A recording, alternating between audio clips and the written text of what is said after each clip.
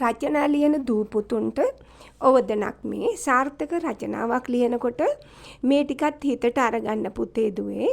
ඔයාලා මුලින්ම මාතෘකාව හොඳින් කියවලා තේරුම් ගන්න. ඊළඟට ඒ කියවනකොට පළමු වර කියෙව්වහම තේරෙන්නේ නැතිකොට දෙවරක් කියවන්න. දෙවෙනි වතාවට කියවලා තේරෙන්නේ නැත්නම් තුන්වෙනි සැරේකුත් කියවලා තමයි මාතෘකාව ලියන්න පටන් ගන්න ඕන.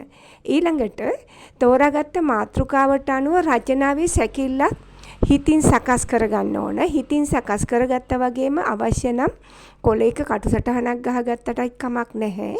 ඊළඟට මාතෘකාවට ගැළපෙන කරුණු ඇතුළත් කරන්න වග බලා ගන්න ඕන. ඒකම නොගැළපෙන ප්‍රකාශන ඇතුළත් නොකරන්නත් හිතේ තියාගන්න ඕන. ආරම්භය සිත් ඇද ගන්නා ලෙස පටන් ගන්න. ඡේද පැහැදිලිව වෙන් කරලා ලියන්න.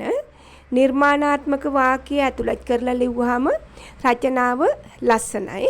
කෙටි වාක්‍ය ඇතුළත් කරන්න. දිගු වාක්‍ය ඇතුළත් කරන්න එපා කියනව නෙමෙයි. ප්‍රමාණාත්මක වාක්‍ය තමයි වඩාත් ගැලපෙන්නේ. හේතුව දිගු එකක් ලියන් යනකොට ආරම්භය හා අවසානය අතර සම්බන්ධතාවය ගිලිහිලා යන්න ඉඩ තියෙන නිසා. ඊළඟට විශේෂණ පද, උපමා අලංකාර, විරාම ලක්ෂණ ආදී රචනාවට ඇතුළත් කරන තරමටම තමයි රචනාව ලස්සන වෙන්නේ. ඊළඟට නිවැරදි ව්‍යාකරණ විදි අනුගමනය කිරීම නම් අත්‍යවශ්‍යම කරුණක්. ප්‍රකාශ කළ දේ නැවත නැවත ලිවීමෙන් වළකින්නත් ඕන.